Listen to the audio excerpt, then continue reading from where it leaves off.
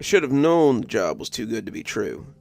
Make $200 a night to sit at an undisclosed location from sundown to sunup.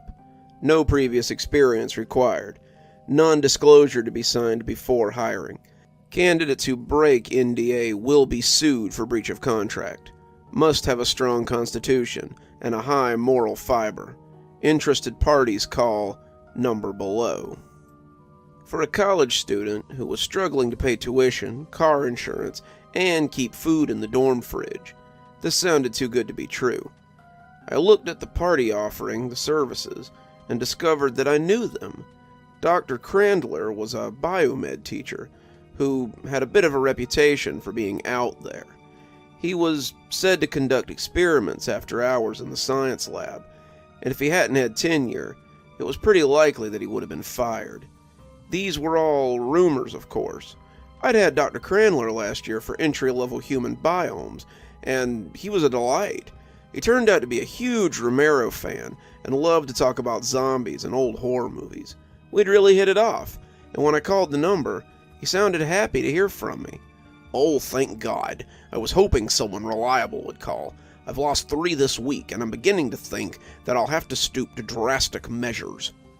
Whatever drastic measures were, Doc C didn't elaborate. He just told me to come to the science lab at 5:15 sharp. "And not a moment later," he added, before hanging up and leaving me with more questions than answers. I wasn't sure what to expect, but $200 was $200, and that would be able to put something in my body that wasn't ramen noodles this week, if the job was legit. So, about 4:30, I hopped on my bike and made my way across to the Werner May Science Building. It's a huge old brick building that's been on campus since the 1940s. They say it's been home to a lot of famous research, and more than one questionable clinical trial. I'd started to wonder if Dr. C was going to try to experiment on me, and that's why he was being so secretive. I decided that if that was the case, 200 wasn't enough. I had enough trouble scoring ladies with my pizza face, and I doubted having 4 arms or 2 heads would help matters much. I stepped through the door at about 5 o'clock sharp, and Dr. Crandler looked up excitedly. "Prompt as always. I remember that from my class. You were always early, and I like a student who's punctual. Come this way and let me show you what I'm working on. Before we start out, though..." He set a non-disclosure agreement in front of me, and I looked over it before signing my name to it. It was pretty standard stuff. Don't talk about what you see. Don't talk about what you're working on. Don't tell the media. Don't post it on the internet. Oops, guess I messed that part up. Yada yada yada yada. After that, he tossed a black hood onto the table and told me to put it on. I hesitated, not having asked him anything about what we were doing yet.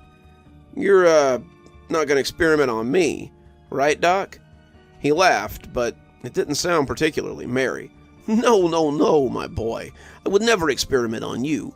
I have specific parameters, and I'm afraid you just don't meet them."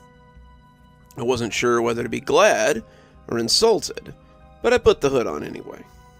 He led me through a door, down some stairs, outside, back inside, and then down some more stairs. Finally, we came to our destination, and when he took the hood off, I was in a little room about the size of an average dorm room. Inside was a table, a chair, and a glass jar with something floating inside. It was roughly the size of a spud, though if it was a potato, it was one of those big old Idaho jobs. I'd say it was about 2 feet tall, maybe half a foot wide, and it just sort of floated there placidly. "This is your job," Dr. C said, pointing at the jar. "What, just watch this thing? Easy peasy," I said, not yet understanding what I was agreeing to. "Just watch it till I get here to relieve you. Be careful, it's very tricky. It may try to get you to let it out. Do not let it out under any circumstances. For that, I'll pay you $200 a night." I put out my hand, being a man who signs deals with a shake, and Dr. C pumped my arm one good time before saying he was going to leave now. "I'm going to lock you in. If you have to urinate, there's a bucket in the corner. There are snacks and water in the mini fridge over there, though I would prefer if you not take your eyes off that jar." He started to protest about having to whiz in a bucket, but I just nodded and told him not to worry about it. A deal was a deal, as my old man liked to say, and when he left, I heard the door lock behind him. So, I settled in and took out my phone as I surfed Reddit and tried to stay awake. I kept an eye on the jar, looking up about every 30 seconds, but mostly I just sat there and tried not to fall asleep. That was the hardest part. It was boring, just sitting there for 10 to 12 hours, and I made a mental sticky to bring some coffee tomorrow.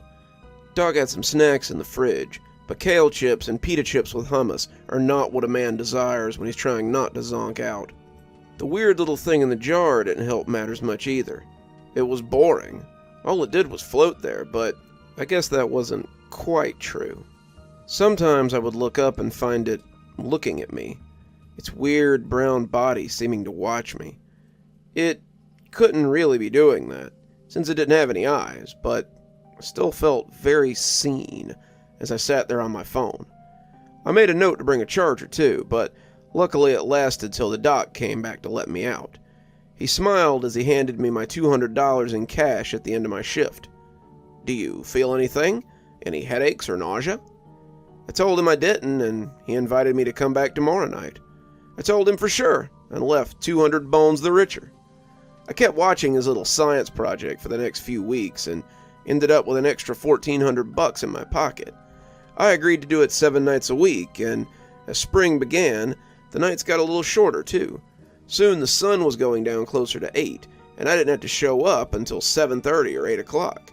Getting a couple of $100 for 10 hours of work was boss, and I got a lot of Raid Shadow Legends played or Reddit scoped while I sat there and collected moolah for sitting on my ass.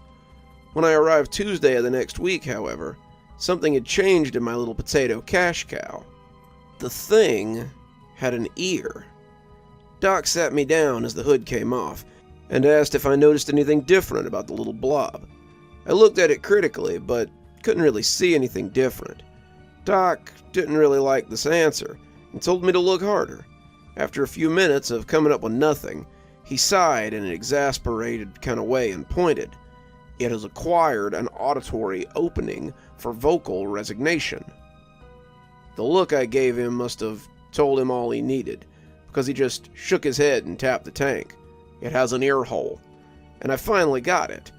After some looking, I realized what he was talking about, and he seemed pretty proud of himself. "We've been working with chemical stimuli, and I had a breakthrough when I finally developed some form of communicational peripheral." How do you know it can hear you?" It was his turn to look puzzled, until I pointed out that it didn't have any way to let him know that it could hear him. "Well, it kind of wiggles around when we talk to it or play music.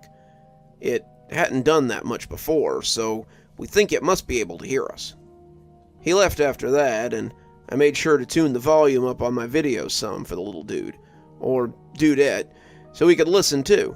It definitely bounced around a little, dancing in the water a bit as it moved around in its glass tank. I thought it was a little funny and turned the volume way up as it wiggled and wobbled. By the end of the week, it had 2 ear holes and some little baby ears to go along with it. The doc told me to take a few weeks off after that, saying they had some experiments to run on the little thing, and I told him to call me back when he needed me. I took some time and spent a little bit of my money paying bills and settling some debts. By the end of the week, I was praying for a call from Doc C, and Sunday night, he obliged. "I could use a set of eyes next week if you're free." I told him I'd be there, and pumped my fist in excitement. When he took the hood off Monday, he was rewarded by a "whoa" of interest from yours truly. The little sucker had a toothless mouth that it seemed to be opening and closing like a fish out of water. I came in Sunday to find it had grown it. "It's pretty interesting stuff," Doc C told me. "Has it spoken to you before tonight? Some of my assistants claim it has spoken to them by way of telekinesis, but you don't seem to have suffered any of the symptoms they've talked about." "Thankfully not, Doc. All this little guy does is float and make me money." Doc C nodded, looking thoughtful before leaving and locking me in for the night. I had just brought my phone out to start scrolling Reddit for the night when I heard a muffled voice from somewhere. I looked up, thinking someone was outside the door, but the door was solid wood. I looked at my phone to make sure I wasn't accidentally butt dialing somebody, but that's when I heard the slight tap in front of me. I looked up to see the little potato dude thing as it bumped the glass with its body, its toothless mouth forming words from behind its prison. "Hello? Are you there?" it asked, its words muffled by the water and glass. I looked at it, not sure if it could even hear me when I responded, but when it floated back a little, I guessed it probably could. "Hello, you sound different than the good doctor or his friends. Are you someone new?" "Not really. I've actually been here watching you for a couple of weeks." "Oh, you must be the one I couldn't reach. I'm glad we finally get to speak properly." I set my phone down, leaning in a little closer as I watched the little brown thing float in the off-color water that held it. "What do you mean? You only just got a mouth." "Yes, well, there are many ways that one can communicate, aren't there? I've been trying to touch your mind for weeks, but you don't seem overly receptive to my advances. Thus I had to find alternative means of communication. If we were to speak, that is." Its voice, despite being muffled by the glass, was very smart-sounding. Little dude was the smartest floating potato I'd ever met, though the list was just him at the moment. He sounded like the doc a little. He used a lot of big words and sounded like he knew a lot of stuff. I put my face a little closer to the glass as I looked at him, watching him float there and wondering what he might know. We talked a lot that night. Well, I talked a lot. The little dude kind of floated and listened, throwing something out every now and again. He wanted to know where he was and how he'd come to be in this little fishbowl and what the doc intended to do with him. I didn't know most of those things, and I told him so. He didn't seem too thrilled with that answer, but he still kept talking to me. He asked me about what I was studying and what sort of things I liked to do. I didn't pick up my phone much that night. Instead, I told the little guy about myself, and we talked for hours about nothing in particular. The clock said it was about 4 a.m. when the subject finally turned to what he really wanted. I wish now that we had just kept talking about me. "So, despite the fact that you can't leave this place, you could still take me out of the tank, right?" I snorted. "Why would you want that? It's really not much better out here than it is in there." "True, but I would very much like to experience life outside my bowl. I lack hands, or I'd do it myself, but you could help me out." "Sorry, little dude. You're a good hang, but I promised the doc that I wouldn't take you out. I think it was in one of those papers I had to sign to get the job." "Oh, no one has to know. You could take me out for just a second and then put me right back in." Its voice sounded kind of sneaky as it pressed its side against the glass. "No," I said, looking at the door like I'd been doing something wrong. I really shouldn't. Please, you have no idea what it's like to live in your own filth. Now that I have a mouth, I can constantly taste the stagnant water I live in. It's pure hell." "Dude, stop. That's not cool. You know I can't take you out. I told the doc But then it did the last thing I would have expected. It started to cry. I don't mean it was pretending to cry. The thing started loosing these tortured sounds that made me think that someone was going through a bad breakup. It sounded super hopeless, and it began to bump its body against the side of the glass. I picked up my phone and tried to ignore it, but it's hard listening to something that just cries and cries like that. I had a roommate once that just kind of gave up after his girlfriend dumped him, and he just lay in bed and cried until his parents finally came to get him. I never saw the old dude again, but I can still hear his sobs sometimes when I close my eyes. It was heartbreaking and infuriating, and I wanted to console him as much as I wanted him to shut the hell up. Please let me out. I can't stand this anymore. I need to get out. I need to get out. I need to get out. It yelled and screamed, begged and cried for an hour and a half, and when the key turned in the lock, I was never happier to see the doc. Doc C looked at the little creature in the jar and asked me what had happened. Nothing. It just started talking after you left, and when I wouldn't let it out, it started screaming and crying. Far from being angry or disturbed, Doc C seemed amazed. He started studying the thing through the glass before I reminded him that I was done for the night and needed to leave. He pulled himself away begrudgingly before handing me my money and putting the sack back over my head. I found an extra 100 in the pile that night, for my suffering, I supposed, and thought about not coming back that next night. The blubbering and crying had been a lot to handle, but I couldn't deny that the money was good, and it was helping me pay down a lot of my outstanding debts. Another month of this, and my rent would be paid for the next year. Another 2 months, and my credit card would be paid, and I could afford a new flat screen for the living room. The thing's wailing was a lot to handle, but what was a little more next to my financial freedom? I made sure to pick up some earplugs before I came back the following night, and that's how I spent the next week. In that week, the little creature grew an eye and 4 small fingers, 2 on each side of its body. The night I arrived to find it had an eye, it told me all night how I looked like a kind person, and how it didn't understand how I could just sit there and watch it suffer. The earplugs helped a little, but it seemed like I could still hear it through the plugs. It would start out trying to talk to me, trying to flatter me, trying to reason with me, but we would always end up with it crying and me trying to ignore it. It became harder and harder as time went on, and every night seemed to be a battle to open the tank or not, and let it out or just flip the table and smash it into 1,000 pieces. In the end, it always came down to the money, and I always managed to stop myself from doing something stupid. It was Tuesday when something I hadn't considered happened, though. Tuesday night started out just like any other. Doc C brought me into the room, took off the hood, and there sat the little creature in his glass prison. It smiled at me, and I could see a couple of teeth breaking the gums. It had 6 fingers now, and they made it look a lot like a bug as they wiggled energetically. It still had only the one eye, but the beginnings of a nose had started to form under it. It was a repugnant little thing, but the doc left and I settled in, keeping my mind on the money and that I just had to power through tonight. It would be over in 10 hours, and I could go back to my room and sleep. It spent the next 10 hours talking, pleading, crying, trying everything it could to gain its freedom. Well, that's not quite true. It never tried to threaten me. It probably realized that such a thing would have been pointless. It could no more have hurt me than my 2-year-old nephew could have, and decided on a different gambit. When it started its piercing wails again, I popped the earplugs in and shut most of it out. The plugs tuned the thing down to about a 2 and made it easier to ignore.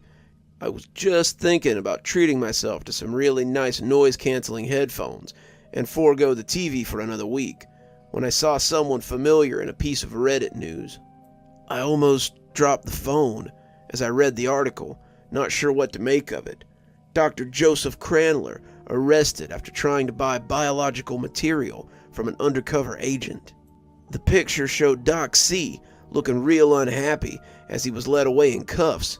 He was wearing the same clothes I'd seen him leaving the night before, and the article that followed didn't cheer me up. He'd been buying material for his experiment from a disreputable company, and finally he had put his trust in the wrong person, or maybe the right one, I guess. The agent had arrested him, and they were holding him for questioning. I felt a cold chill as I looked over at the little freak in the tank. Was this the sort of experiment he'd been buying materials for?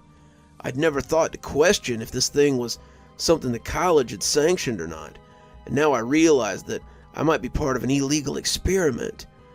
They'd be coming for me next, me and this thing, and they'd assume that I was the Igor to his Dr. Frankenfurter or whatever. As the creature wailed and thrashed, my brain started putting blocks together that it should have a few minutes ago. My biggest problem wasn't that they would think I was involved. It's that if they didn't come and the doc didn't come, I would have no way out of here. I was trapped with this little crying dude for God knew how long. I thought about calling for help, but that would be bad too. What if they thought I was part of this? I'd have a hard time convincing them that I had nothing to do with this when they found me with the evidence. What's more, all the doc had to say was that I was his assistant, that he'd paid me, and I'd be in the same prison chow line as him. I started looking around the room for an escape route, but there was nothing. We were locked in. The little creature kept asking what was happening, but I just kept ignoring him. There were no windows, no other doors, not even a vent to squeeze into like in the movies. All the while, the creature wailed and pleaded to be released. It knew something was wrong, and it wanted to be set free. It could help me. It could get me out of here. It could do anything as long as I would take it out of this tank. After searching the little room again and again, I finally just sat and tried not to go crazy. My phone will make calls, but I have no idea how to tell anybody where to find me. I tried to explain to the police what was happening. I even mentioned Dr. C, but I think the dispatcher thought I was high. They started hanging up on me when I called back, and if they trace my number, all they're going to find is my dorm room, which is empty. Luckily, I have a charger on me, so I can keep calling out and trying to get someone to help me. I checked the fridge, and there's enough bottled water and snacks in there to last for 3 or 4 days. Less if I feed this little bastard. I'm not even sure what it eats. I've never been given any feeding instructions for him, and I'm not going to waste my food on this squalling thing. I threw a tarp over it, but it isn't doing anything to dull the screaming. It sounds like he might have grown more mouths, because I can hear his shrill little voice from every angle as it bounces off the walls. One thing's for sure, if it doesn't stop screaming soon, I'm going to give him some kind of release. If it goes on for much longer, I'm going to wrench the lid off that tank and stomp the life out of him. If somebody doesn't come to help me soon, I'm going to release him from his suffering forever.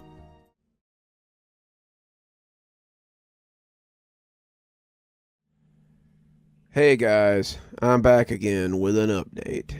It's been a couple of days, and the food is just about gone. Luckily there's a sink in the corner, so I don't have to worry about water. It tastes a little metally, but it hasn't made me puke, so I guess it's fine. For some reason, there's a bag of cat food in the corner too, so I guess if it comes down to it, I can eat that. Okay, now on to what you're really interested in. The little potato dude is okay. He's still a weird little guy, but I haven't had to smash him yet. I know what he eats now, but that's getting a little ahead of myself. We've come to an understanding, but it definitely took us some time to get there. The first day was definitely the worst. As I tried to find a way out of the little room, the little guy just kept screaming to be let out. The longer he screamed, the more he started to sound like a baby crying for food. I swear I could hear him through my headphones, and after they died, I was stuck with just the sound of him crying. I alternated between charging my phone and charging my earbud case, but sometimes I still was left listening to the little guy scream. He cried till about midnight, and that's when I kind of snapped. I picked up the tank, now more like a fish tank and less like a jar, and stared through the glass at him. It must have been pretty scary, because he stopped yelling and just stared back at me with his multiple eyes. He had so many. They were all over his body, and he had a little staring contest with me before I finally told him to shut up, or else I'll smash your little tank and squish you like a bug. He seemed to think about it, and when he nodded, it was like his whole body nodding. We had some silence after that as the two of us sat and made our little plans.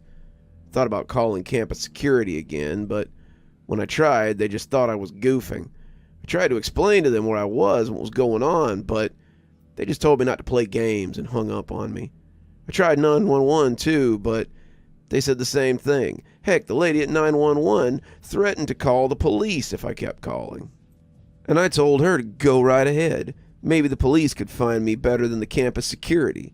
But since they haven't broke down the door yet, I guess not. It was about 3 a.m. the next day when I finally thought to look at the tank and found him watching me.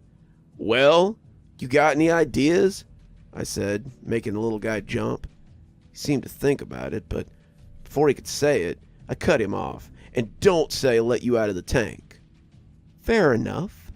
In that case, I have nothing to add yet." "Terrific," I said, putting my head in my hands and staring at the floor. "Have you perhaps thought about the vents or the drains?" I had, but they were all too small for me to climb into. There was a drain in the floor, but Couldn't even put a foot in there. The ventilation shaft was an idea, but most of them would be too snug. I'm kind of a beefy guy. Not muscular, but kind of fat, and getting stuck in the vent sounded like a terrible way to die without anybody realizing it. Yeah, obviously, I'm too big to fit through those. A problem I do not have, the creature reminded me, more than a little smugly, too. Back to that again. And what's to stop you from just leaving me hanging once you get out? The little dude didn't say anything for a few minutes, contemplating his next move as I Googled like a madman. I was looking for blueprints for the college online, since a place like this would have to have them filed. See, I'm not super smart when it comes to math and science and stuff, but I know a little bit about building permits and filing your blueprints with the city. If this place was built by the college, then it had to exist in the public sphere, right? After a few hours of looking with no results, I was ready to throw my phone down. I went and grabbed some kale chips out of a little fridge, munching them sullenly as I tried to come up with a plan. The little guy was back to looking at me, and I couldn't help but notice that something had changed. All the eyes on his body opened and closed, but they were never all open at once. He also looked tired, maybe even a little pale. I looked down at the bag of chips and thought again about how I might have to feed this little dude at some point. Do you need to eat? It's been about 24 hours since Doc was here, and I don't think I've ever been here when he feeds you. The little creature pulled its lips up in a sad little smile. You couldn't feed me what I want. I don't eat normal food, and you aren't equipped to give me what I need. Started to get a little offended. What's that supposed to mean? It looked at me, and I felt a little shudder ripple over my skin as it did. I feed on brain waves. Creative brain waves, to be precise. The doctor feeds me by just being around me like his lab assistants did. You, however, don't seem to create the same way he did. You look at your little device all the time and it makes your brain waves taste bland and unappetizing. That's why the doctor's assistants kept getting headaches. The more they created, the more I fed. The doctor doesn't get them because his mind is like a wellspring. You, on the other hand, are incapable of nourishing me. You simply don't think the same. I sat back, not sure whether to be happy that I couldn't feed him or offended that he was saying I was too dumb. In the end, I guess I just decided to roll with it. Well, I guess we're both stuck then. You need to eat brainwaves and I need to eat food. We can't get either here, so what do we do about it? Is there anything in here you can use to break open the door? The creature asked hopefully. Checked already. There's some lab equipment in the fridge, the table you're on, a chair I'm sitting in. Other than that, not much. There's books, but none of them are going to get us out of here. I kept searching my phone for something that looked familiar in the blueprints, but it was getting frustrating. Ugh, if only I knew where we were. If I knew the name of the building, I could find the right map or tell security where to find us. Wait, is that all you need to get us out of here? It asked, floating close to the side of the tank so it could look at me. Well, yeah, if I knew where we were, then I could tell security where we're stuck. I know where we are, it said, and it sounded a little less smug and a little more sinister when it said it. I stared back at it for a few minutes, waiting for it to fill me in. It sat there for a few seconds, waiting for me to ask the question. Well, you gonna tell me or what? Why should I? It said. If I tell you, then you'll just leave, and I'll be stuck here. What guarantee do I have that you won't just leave me once you've gained your freedom? The little son of a bitch had me there. There would be nothing to stop me from just leaving him here to die in that tank. Without any brain waves to gobble, he'd shrivel up and die. Maybe that's what he deserved, but I just couldn't bring myself to hate him like that. Little dude had never done me wrong, and I couldn't mess up my karma by shafting him like that. I promise that if we get that door open, I'll take you with me. And release me? He asked, hedging. Dude, if you get us out of here, I'll take you to SeaWorld and release you, if that's what you want. The kale chips are going to run out soon, and if I starve, you are SOL, little bud. You might not be able to eat my brainwaves, but you can't open your tank either, or dial my cell phone with those little baby fingers. Whether we like it or not, we kind of need each other right now. The creature nodded, bumping its little head against the side of the tank. Agreed. I will have to trust in your honor, I suppose. Bruh, I'm chock full of honor. I've never welched on a promise, and I'm not going to start now. Very well, then, it said with a little smile. The building is called Rashleigh Laboratories. At least, that's what the assistants always thought of when they thought about it at all. One of them thought it was spooky when they walked through it to get here, and the image led me to believe that it might be abandoned. I already had the cell phone out, Googling as he finished. There was no Rashleigh Laboratories, but there was a R. Ashley Science Hall. It had been abandoned in the 90s after an explosion in the science wing, but the campus had never torn it down for some reason. It had been named a historic building in 2009, and while they had renovated the outside to make it prettier, the inside was pretty much untouched. Sounded like a great place for a secret lab and a covert experiment. Campus security picked up on the second ring, and I sighed when I realized it was the same guy I'd dealt with the night before. Campus security, Officer Rob speaking. How may I help you? Hey, yeah, I talked to you last night before you hung up on me. Hey, I remember you. You still playing this game? This has got to be getting old by now. Look, just listen. We're stuck in the R. Ashley Science Hall, and I need help. There was silence as he digested that. Okay, nice try, but that building's been closed for years. Pretty sure the doors never even opened. How exactly did you get in there, if you are actually stuck in there? It's hard to explain, I said, looking at the little potato dude as I thought about how to start. I got time. Let's hear the whole story, he said, pretending to be interested. To hell with it. I decided I might as well lay it all on the line. I'm sitting down here with Dr. Cranler's experiment, the one he got arrested for buying stuff to make. He pays me to sit down here and watch it at night, but the door's locked, and I need someone to let me out. The line was quiet for a few seconds. Then Officer Rob started to laugh. Wow, great story. I love the little name drop, but I'm kind of busy to be going down to an abandoned building and tromping through dust right now. Why don't you call back when... Fine, I said, deciding to take another direction. Maybe I'll just call the feds and let them know that I have a highly illegal experiment that Dr. Cranler was working on and that the college was probably helping to fund it. Then, when they ask why campus security didn't take the call, you can tell them how you thought it was a big joke and didn't look into it. That's probably going to make you look real great, buddy. There was silence for a minute, then a big sigh from Rob. Okay, kid. It's at least worth a look, I guess. Give me your cell phone number so I can call you from my security phone when I get there. You can help me find you since you're so lost. I looked at the potato dude, putting my hand over the phone as I whispered, Got any other ideas about how to find us? He looked like he was thinking before nodding and saying he could probably guide him to us. So that's where we're at now. Help seems to be on the way, and I'm updating you guys as I wait for the security dude to call back. I'll post again when I have an update, so stay tuned for more news. Wish me luck. Hopefully we make it out of here pretty soon, because one more kale chip and I might need a barf bucket.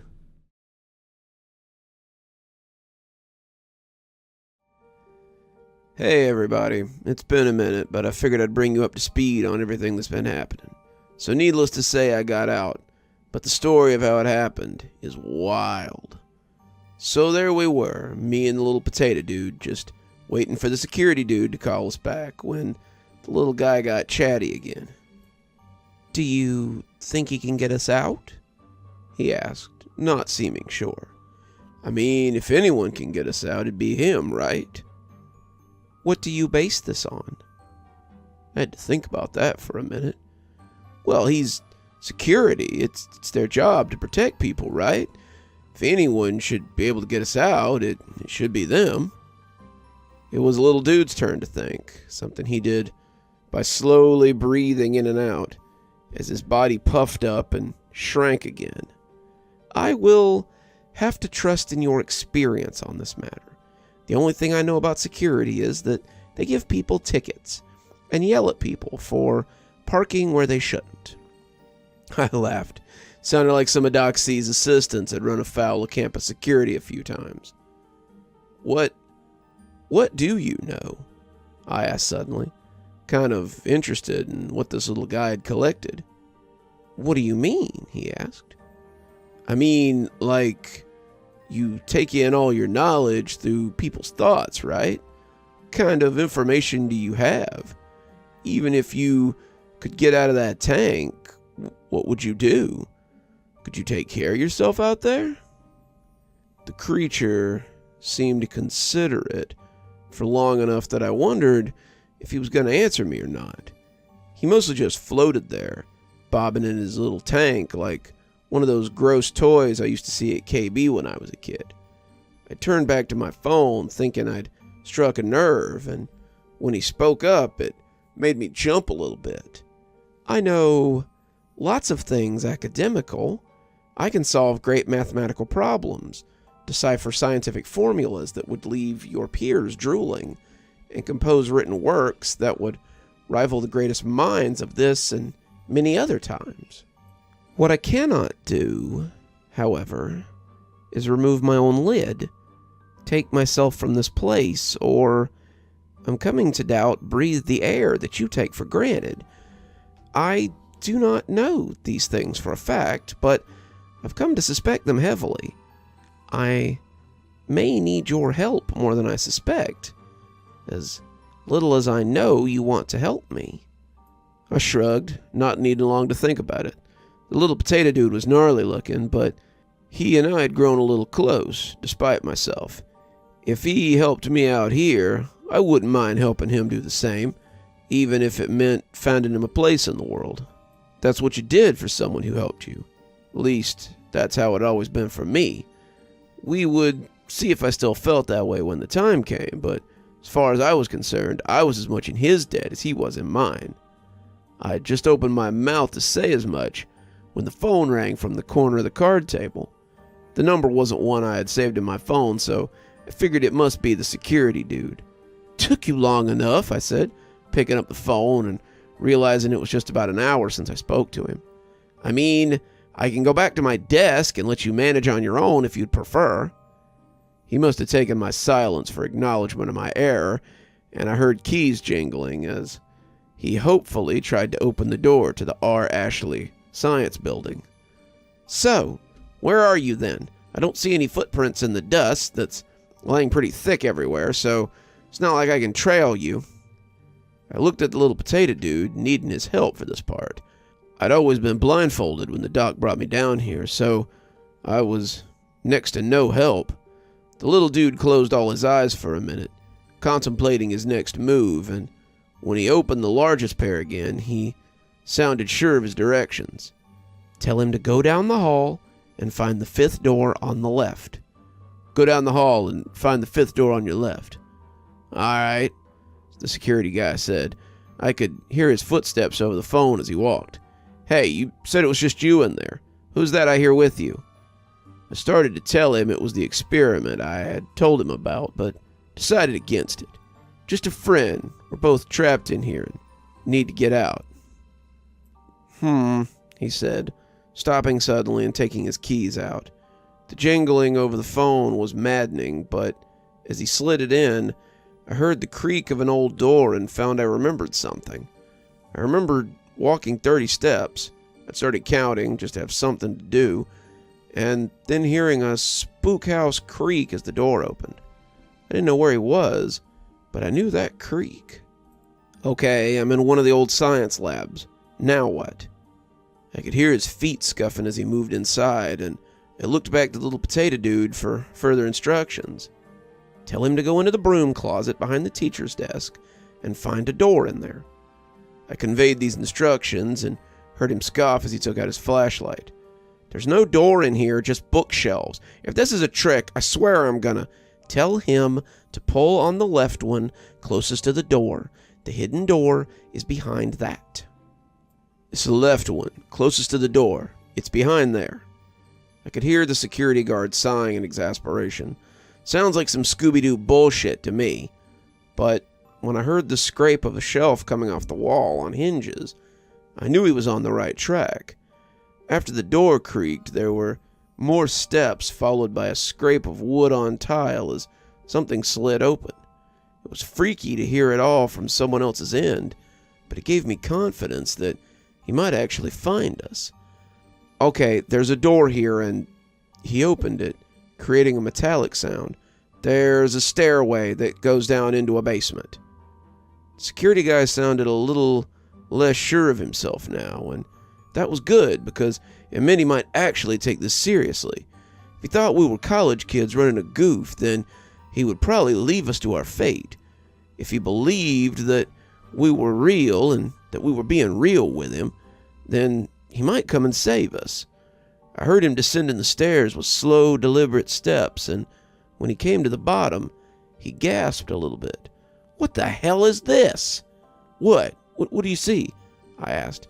"Some Frankenstein shit. There's coils and glassware and all kinds of things. It's not dusty down here either. Looks like someone might have been living down here until very recently. This is wild.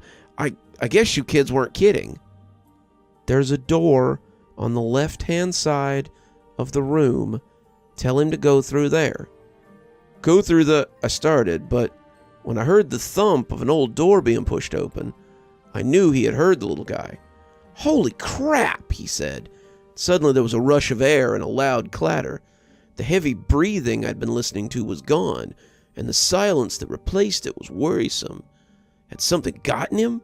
Did Doc C have other experiments roaming around other than the little potato guy? Were they maybe a little more dangerous? Hey, are you okay? What's going on?" There was nothing. "Hey, answer me, are you okay?" Still nothing. "Seriously, dude, are you..."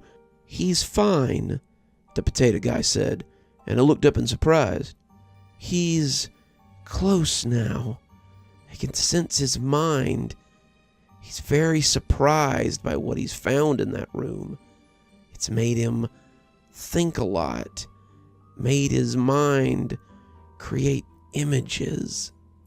I felt a little sick watching the potato dude talk about it. His deformed tongue was sliding over his little stone teeth, and he'd have been salivating if he hadn't been floating in water. I realized this was how he ate, how he fed on others, and I was suddenly very glad that he couldn't do that to me. It was like watching something intimate, and it made me feel dirty. "Hey, you still there?" Security dude yelled, and I put the phone back to my ear as I told him I was. "Good, sorry about that. It's just, some of this stuff is wild. I've never been in a science lab like this before. This is the weirdest place I've ever found myself in." "Tell him we are on the far side of the room, the third door with the padlock on it," the potato dude said. I didn't bother to relay the message. I stood up and pounded on the door with my fist, shouting for him to come get us. I yelled that it was me, the guy on the phone, and he needed to get us out of here. I heard running on the phone, and then a minute later, I heard his voice as he spoke through the crack in the door. "Hang tight, buddy. I'll have you out of there in a jiffy. I have to find something to break the lock with." The phone line went dead, but I hardly needed it anymore. I could hear him on the other side, rifling through things as he tried to find something to break the lock with. It was pretty clear that he believed us now, and the knowledge that we were actually in trouble made him remember his duty. Saving a couple of students from danger was probably one of those things the school gave you an accommodation for, and he wanted to look good for his boss. "That's right," the little potato thing whispered to itself. "You'll be a hero once you get us out of here. You'll let us out, and they'll know how great you are." "You okay?" I asked. But he shushed me as he continued to whisper, "You'll be a hero. You'll be the boss. And you can finally get a spot on the force with a feather in your cap like this, just like your father always wanted you to." From the sounds on the other side of the door, whatever the little guy was feeding him, it was working. After about 10 minutes, I guess he finally got desperate. "Step back from the door," he said. I'd taken only a couple of hesitant steps back before a loud bang came from the room. It was followed by 3 more loud pops, and I started to wonder if security dude had pulled out a gun. Whether he was a bad shot or the lock was just too thick, I don't know, but after the 4th shot I heard something thump against the outside of the door, followed by the door opening to reveal our savior. He was young, 19 or 20, with khaki pants and a dark blue polo that said campus security on it. He still had the gun in his hand, something I wasn't sure I'd seen any of the others carry. His blonde hair was all stuck up and his face looked flushed, but he was a welcome sight nonetheless. "Thank God," I breathed, walking over to shake his hand. He had opened his mouth to say something, but when he saw the little dude in the jar, his face turned like bad milk. Jesus Christ! What the holy hell is that?" he said, raising the gun to point it at the tank. He's a friend, I said, trying to assure him. He helped me guide you here. He won't..."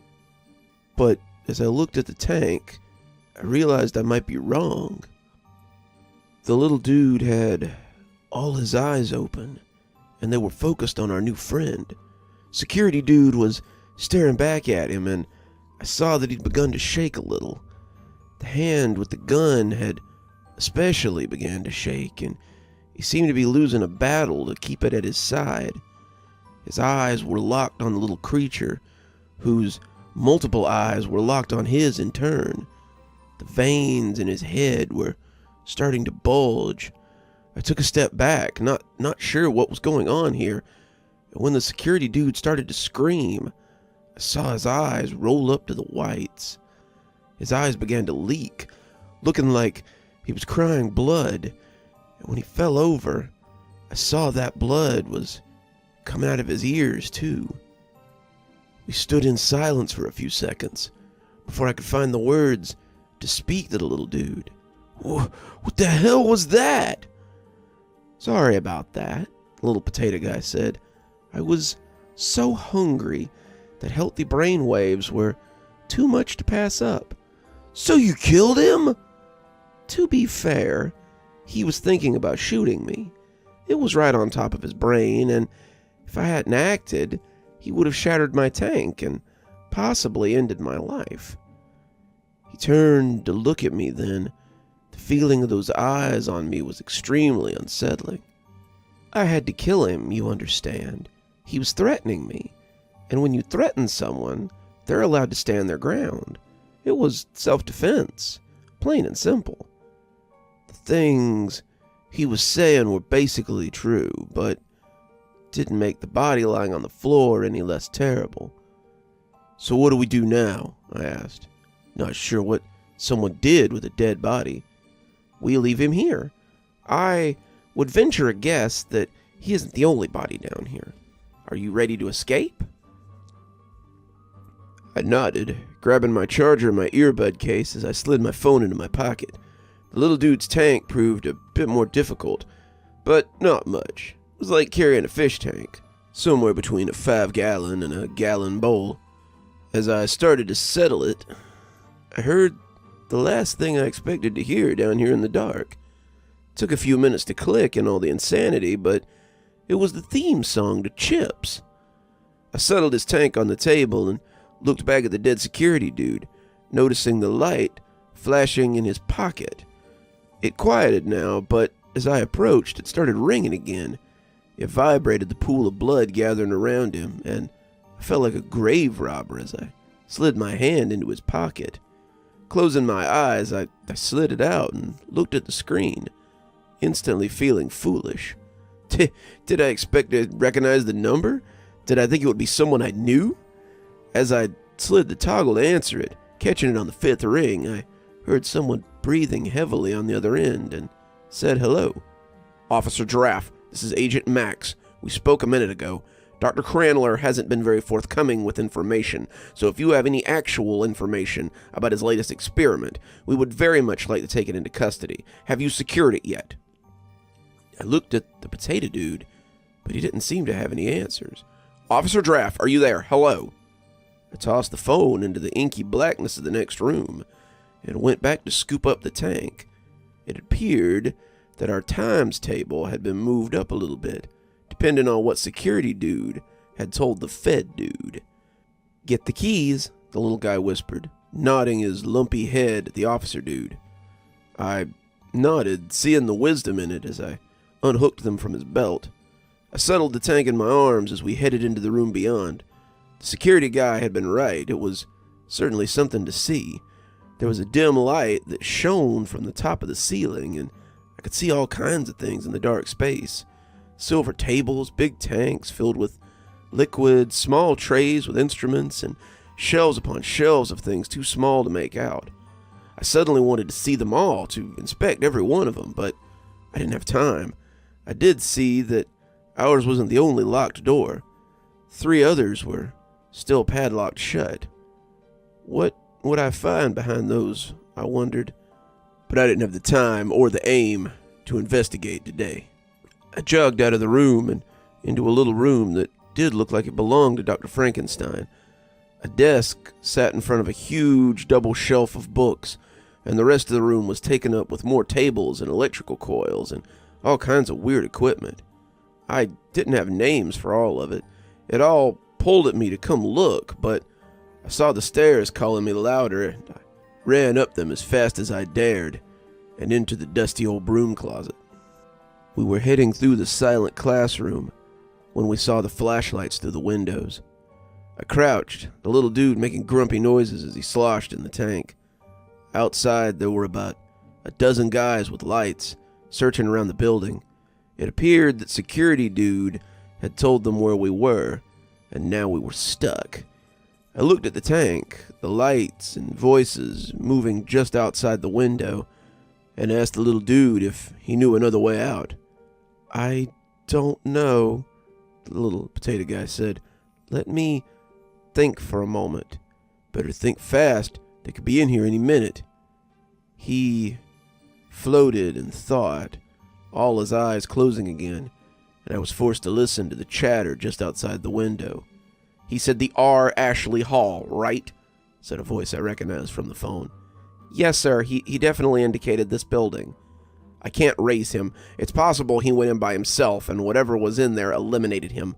We need to get inside. One of you go see if anyone else works security. I need keys to the building. I found it, the little guy said, turning me back to face him. There's a back door and a spot one of the assistants went to smoke sometimes. It's probably locked, I said, bemoaning our luck before remembering the ring of keys that were sitting in my pocket. Which way? I asked, getting up as I lifted the tank. Last door on the left. It's a little kitchen area with a door to the outside. I stayed low, trying to make it under the windows as I duck-walked to the door.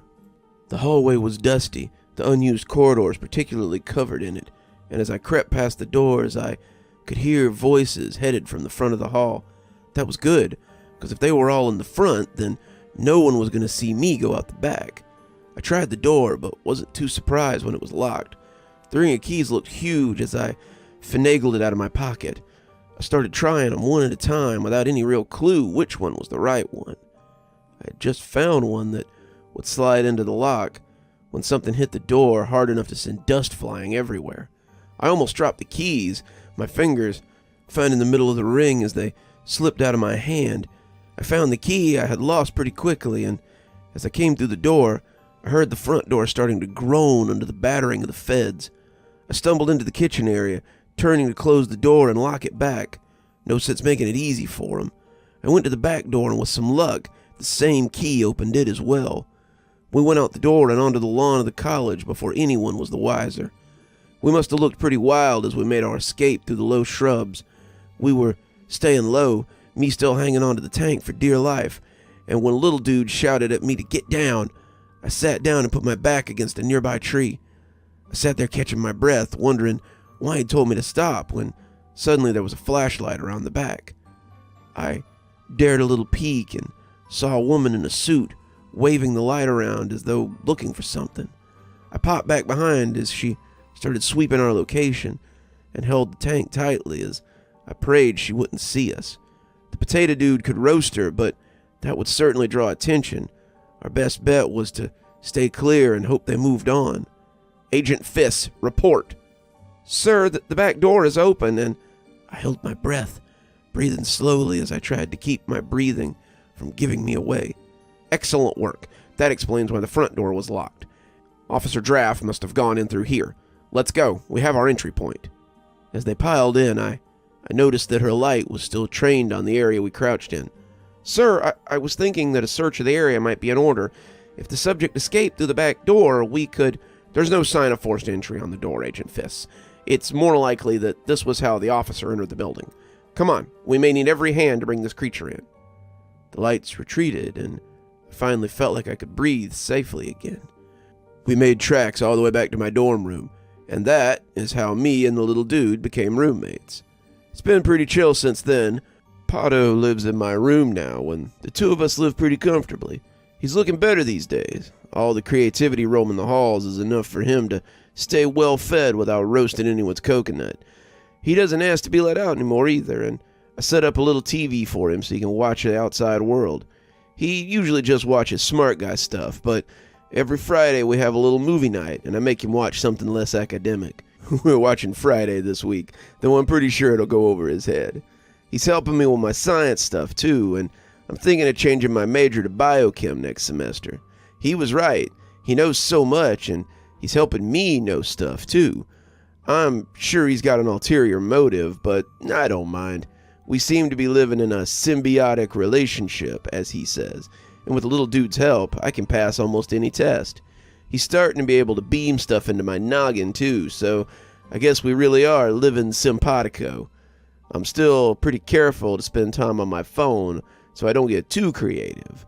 If I go full egghead, the little man might decide to make a tasty snack out of me too.